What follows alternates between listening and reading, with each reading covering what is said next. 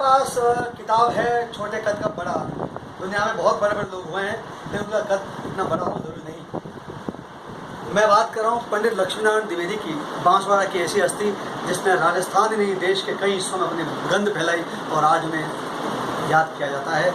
हर किसी के मन में उनकी पहचान है और लगता है कि आज भी हमारे सामने है और सूक्ष्म रूप में विराजमान है। छोटे कद का बड़ा आदमी राजस्थान ब्राह्मण महासभा की ओर से प्रकाशित उनके व्यक्तित्व का स्मृति ग्रंथ है।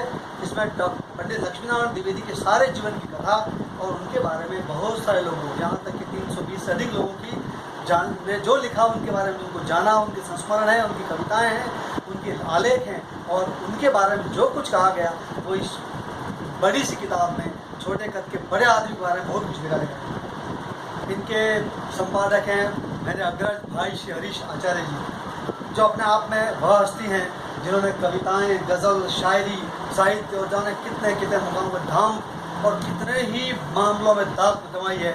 आज भी वे साहित्य के शिखर पर हैं और हमें गर्व है कि हम उनके साथ रहते हैं, उनका हम पर अनुग्रह है। हरीश जी आचार्य का संपादक इस किताब में है, पेज नंबर 8 और 9। गहरे पानी मन अनंत है। जैसे जैसे विराट मन की सृजनात्मक सामर्थ्य बढ़ती जाती है, कृतित्व की चमक उभरने के साथ ही व्यक्तित्व का कद ऊंचा और ऊंचा होता चला जाता है। जगत में सत्कर्म व्यवहार की संभावनाओं के पट खुलते चले जाते हैं और एक एक कर और गौण होने लगता है मानवीय तन का कथित कद। यह तभी संभव होता दिखाई देता है जब मानव मन शिव संकल्पित होते हुए आधारभूत तथ्य के सत्य को अंगीकार करते हुए कर्म क्षेत्र में प्रवेश करने लगता है। हर पल अपने स्वार्थ की खातिर जीना है बेकार, औरों के हम काम आ जाएं वो ख्वाहिश रखें।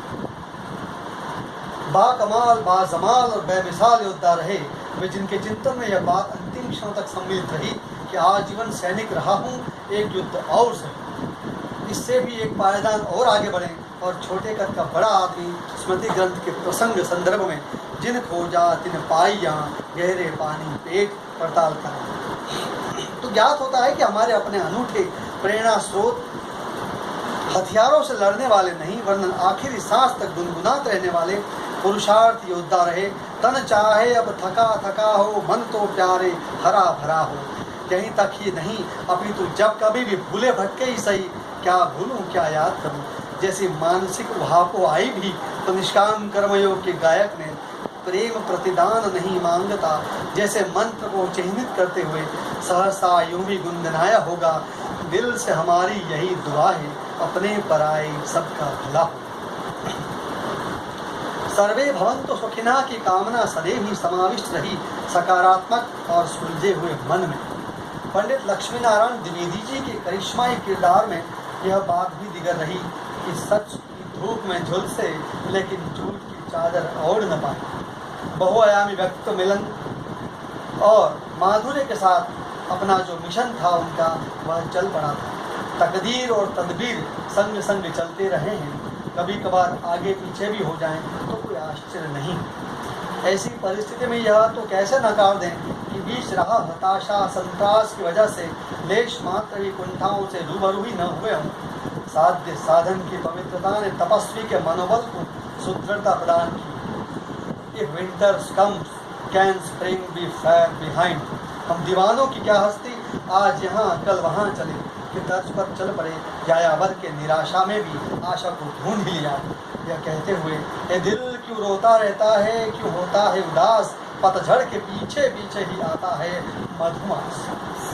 नायक स्वयं तो आत्मविश्वास से भरपूर रहे ही आसपास के परिवेश को भी आश्वस्त की प्रतीति कराने में सफल रहे।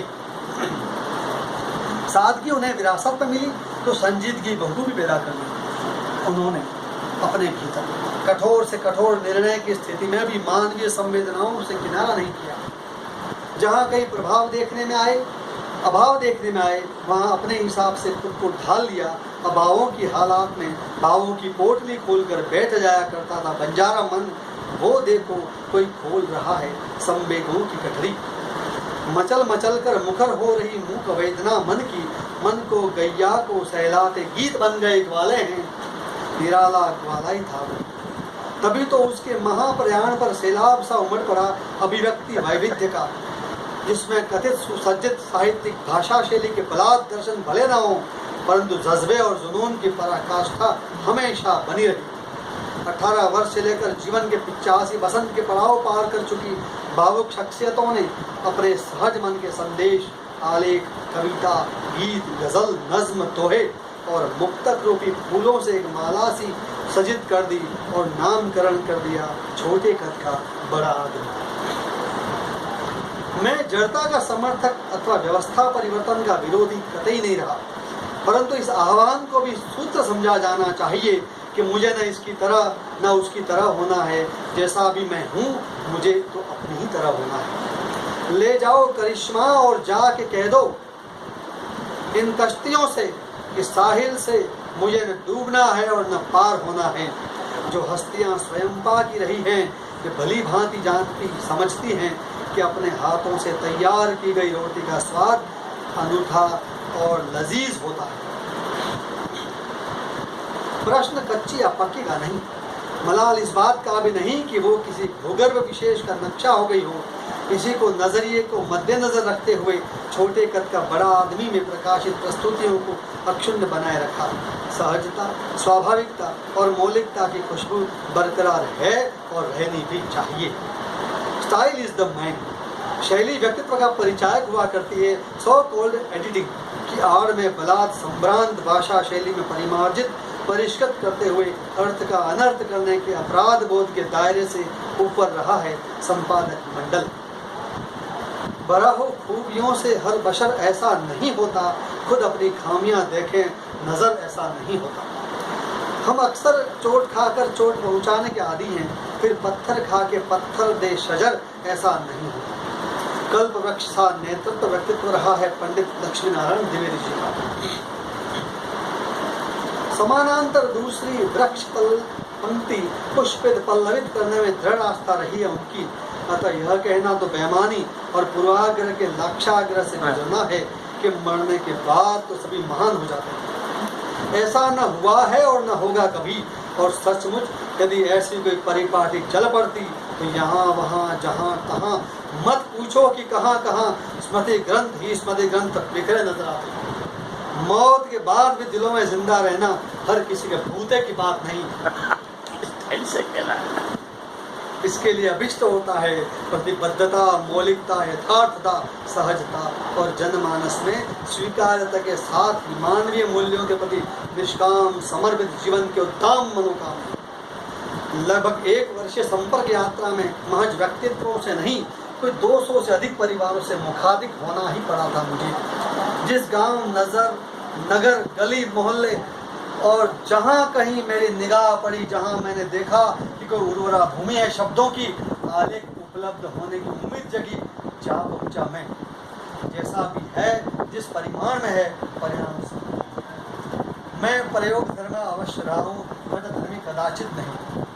तभी तो सभी की तरह मेरी भी खुशनसीबी रही है कि मैं उस सीधे सादे खुश मिजाज सूबे में जन्मा पला बड़ा हूँ, जहाँ जहनों से नहीं दिल से काम लेने के कायल रहे हैं भावुक लोग। यही कारण है कि कभी कभार ऐसे शख्स को भी किताब का प्रोजेक्ट सौंप दिया जाता है जिसकी अपनी कोई पुस्तक प्रकाशित ना हुई हो और ना ही कोई खास नामचीन रहा। मुझे संग्रहकर्ता की भूमिका रास आती रही है। अधिक से अधिक मुझे विश्वास पात्र डाकिया माना जा सकता है। राजस्थान ब्राह्मण महासभा बांसवाड़ा के बृहद प्रकाशन छोटे कद का बड़ा आदमी से रिश्ता कायम होने से पूर्व यह नाचीज गजल से कविता तक द्वितीय प्रकाशन काव्य संकलन, आत्मीयता के शब्दकोश अपना एक अनूठा काव्य संकलन और ईश्वर मेरे पास, मैं ईश्वर के से दूर संस्मरण ग्रंथ पुस्तक प्रकाशन प्रायोजनों से शिद्दत के साथ जुड़ा अवश्य रहा, लेकिन किसी पद विशेष की संज्ञा से हमेशा बचता रहा। यहाँ कुछ और ही नियति रही।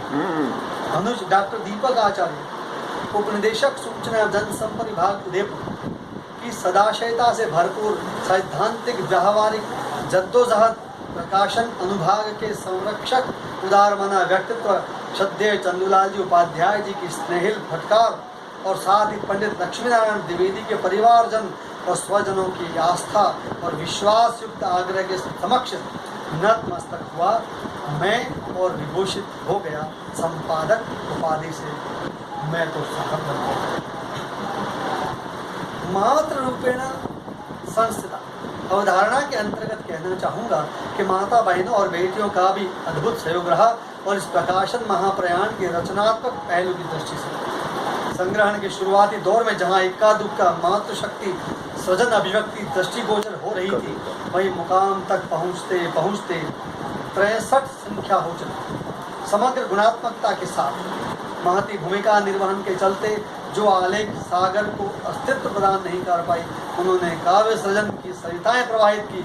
मुझे अकिंचन का यह भी सौभाग्य रहा कि मैं यह विश्वास दिलाने में पूरा का पूरा सफल हो गया कि लेखन हेतु संबंधित व्यक्तित्व के सामीप्य और लाभ की चिंता किए बगैर उसके कृतित्व और उपलब्धियों पर कलम चलाई जा सकती है। जून 2015 से मार्च 2016 तक की 10 माही अवधि में अनगिनत महानुभावों ने प्रस्तुत प्रकाशनार्थ ग्रंथ के प्रति कभी दूरभाष पर तो कभी व्यक्तिशः भेंट होने पर अपनी उत्कंठा और रुचि दिखाकर हमारा मनोबल बढ़ाया। विस्तार भय से यहाँ सभी का नामोल्लेख वांछित नहीं होगा, परंतु संपादक के सलाहकार डॉक्टर दीपक आचार्य ने सर्वप्रथम भी पंडित द्विवेदी जी के व्यक्तित्व एवं कृतित्व पर सम्मानजनक तरीके से रेखांकित करता आलेख प्रस्तुत करने की पहल करते हुए महायज्ञ में श्री गणेश आहुति सुनिश्चित की। साथ ही साथ पंडित जी के कृतित्व पर पत्र पत्रिकाओं में प्रकाशित डॉक्टर दीपक आचार्य यानी कि मैं के अन्य आलेखों की जानकारी भी प्रकाशन मंडल तक पहुंचने लगी थी। तब कोटा में जिम्मेदार पद पर कार्यरत रहते हुए मातृभूमि बांसवाड़ा आने पर कोई 50 परिवारों से संपर्क अभियान भी मेरे साथ रहे। आगाज से अंजाम तक उनका पत्रकारिता लेखकीय और निर्णयात्मक संपाद के दृष्टिकोण मुझ फकीर की झोली में ईश्वरी देन की तरह सच्चा मददगार साबित हुआ। बहुत बहुत साधुवाद उन्हें विनम्र सहकार हेतु। सौगात है तो आंचल के मुताबिक ही मुकाम हासिल कर पाती हैं। 300 से ऊपर प्रविष्टियाँ आई छोटे कद का बड़ा आदि प्रकाशन में सबका साथ सबका विश्वास बना रहे जैसी बलवती इच्छा शक्ति के चलते इस तथ्य से इनकार नहीं किया जा सकता कि वह सृजनात्मक वरिष्ठता और पद विशेष की दृष्टि से क्रमबद्धता के आरोह अवरोह का पालन समग्र रूप से संभव न हो पाया। यहाँ एक कोशिश भर हुई है कर्म के अस्तित्व को बताने की, कर्म की गंध को बताने की और मर्म की प्राथमिकता को सुनिश्चित करने की। निष्काम कर्म के नगमे गाएं, दिव्य प्रेम की अलख जगाएं, श्री कृष्ण जी के भी होंगे दर्शन, जरा हम अर्जुन तो बन दिखाएं। ये तो मेरा मोह माया न जीने देंगे न मरने देंगे, ये प्रेम सागर असीम सागर, चलो कि इसमें डूब जाए। भरपूर सानिध्य रहा महामना पंडित लक्ष्मीनारायण द्विवेदी जी को संत महात्माओं, संस्कृति कर्मियों, साहित्यकारों, समर्पित समाज सेवियों और साथ ही दिग्गज राजनीतिज्ञों का।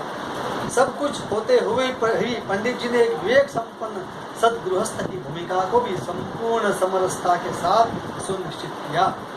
अतः ऊपर वर्णित निष्काम कर्म के नगमे को और भी पुख्ता तौर पर यूं भी विश्लेषित किया सकता है वो भी सन्यासी और योगी गृहस्थ में जो सत्कर्म करते, जो कर्म पथ से विमुख हुए हैं, तो ब्रह्म का मर्म कैसे पाए। स्मृति ग्रंथ छोटे कद का बड़ा आदमी वस्तुतः प्रेम सागर है। लाली मेरे लाल की जित देखूं तित लाल जैसी मनोदशा के चलते पंडित द्विवेदी जी की गुणधर्मिता को जिसने जैसा पाया सुना उतार दिया मनमोहक छवि को कागज पर।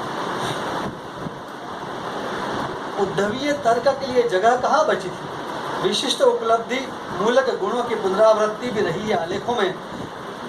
इसे अग्रिम संस्करण में अपरिहार्य रूप से दूर किया जा सकेगा। समग्र लेखन और किताब की समीक्षात्मक दृष्टि को देखें तो समय रहते लेखन दस्तावेज तथा पंडित लक्ष्मीनारायण द्विवेदी जी के व्यक्तित्व कृतित्व के वैविध्य को रोचकता प्रदान करने वाले छायाचित्र उपलब्ध कराने वाली हस्तियों को अनेक साधुवाद, प्रणाम, वंदन।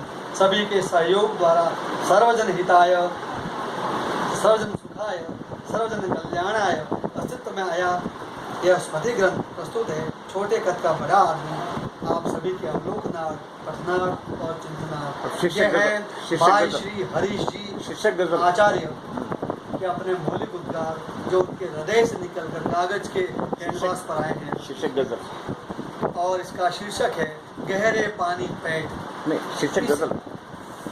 इसी में एक उनकी कविता है पगडंडी सजा रहा। वो देखो मुस्कुरा रहा छोटे कद का बड़ा आदमी, मंजरे आम आ रहा छोटे कद का बड़ा आदमी। स्टाइल बुजुर्गों को मान देता, युवान को प्रोत्साहन देता, समरसता बहा रहा छोटे कद का बड़ा आदमी। आवागमन के साधनों का रहा न मोहताज वो कभी, पगडंडी सजा रहा छोटे कद का बड़ा आदमी। समाजी सियासी मजहबी या हो कौमी मसले, तालमेल बिठा रहा छोटे कद का बड़ा आदमी। कायल उसके मशवरों की रही दिग्गज हस्तियां, गुत्थियां सुलझा रहा छोटे कद का बड़ा आदमी। ताउम्र उससे खफा रहे, ताउम्र उससे खफा रहे रिश्तों के गलियारे, रिश्तों के गलियारे, रिश्तों के फिर से नहीं बोलेंगे। ताउम्र उससे खफा रहे रिश्वतों के गलियारे, रिश्तों के दायरे चमका रहा छोटे कद का बड़ा आदमी। प्राण फूकने का शंखनाद संतों से सीखा उसने, राग दीपक गा रहा छोटे कद का बड़ा आदमी। हाजिरी खूब लगाई उसने माँ त्रिपुरे दरबार में, बड़ी शान से गोलोक जा रहा छोटे कद का बड़ा आदमी। वाह।